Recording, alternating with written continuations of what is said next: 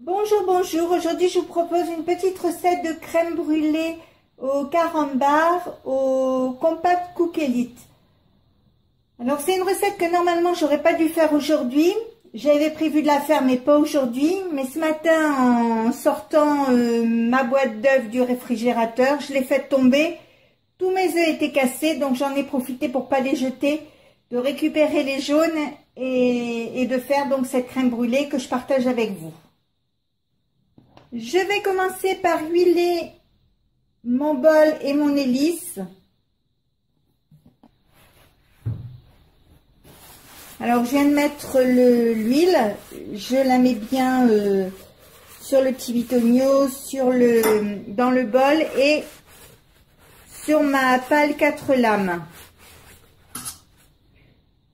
Comme ceci, et après je la mets dedans. Maintenant, je vais éplucher 30 carambars. Je les mets au fur et à mesure dans le bol. Si vous n'aimez pas les carambars au caramel, vous pouvez mettre des carambars au nougat. C'est la même chose, la préparation est la même. Seul le goût va changer. Je mets le couvercle et je vous montre le devant.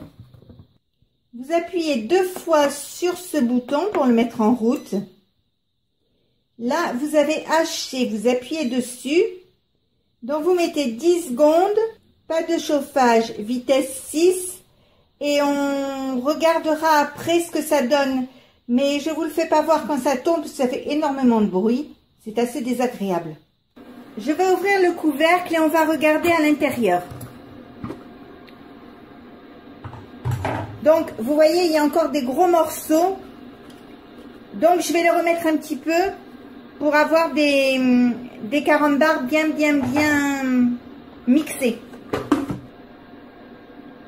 Donc, pareil, vous remettez 10 secondes, enfin, vous appuyez sur hacher, vous appuyez sur démarrer et ça sera bon normalement.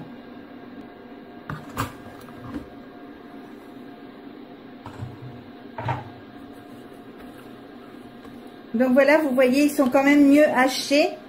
Donc maintenant, on va continuer la recette. Avec la spatule, je vais racler les bords comme ceci pour faire descendre tous les carambars. J'ajoute 30 centilitres de lait, une brique de crème fraîche semi-épaisse, comme ceci. Je remets le couvercle et je vous montre le devant. Avec le premier bouton ici, 2 fois, je mets 5 minutes. Avec le deuxième bouton ici, température 90 degrés.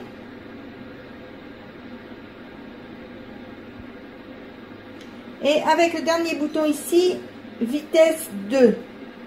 Je mets en route et on se retrouve dans 5 minutes. On va ouvrir pour regarder. Donc, il n'y a plus de morceaux. C'est super. On va remettre le couvercle.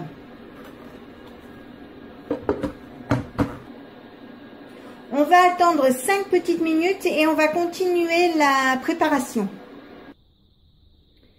Voilà, donc c'est refroidi un tout petit peu. Vous remettez le couvercle, vous ouvrez le capuchon et je vous montre le devant. Vous appuyez sur le bouton ici et vous mettez 20 secondes.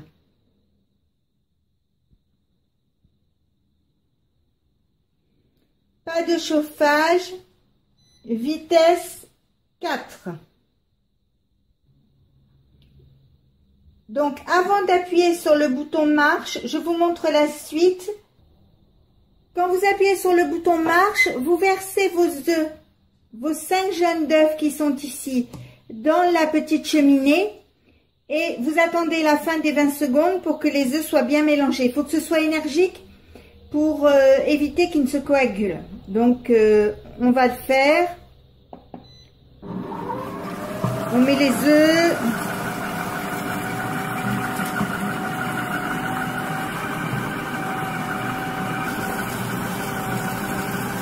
Quand vous avez fini cette opération, vous ouvrez le capuchon.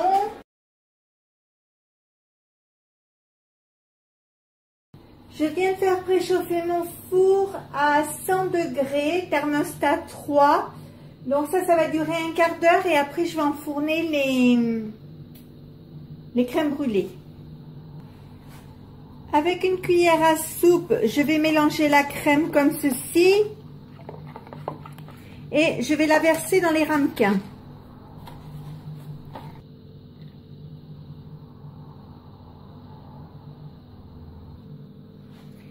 Je vais enfourner mes crèmes pour 1h15 environ à thermostat 3. Donc on se retrouve dans un petit peu plus d'une heure.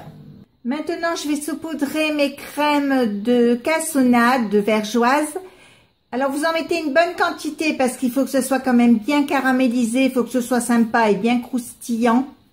Ensuite vous prenez un chalumeau, vous brûlez la surface. Donc c'est ce qui va vous faire un caramel.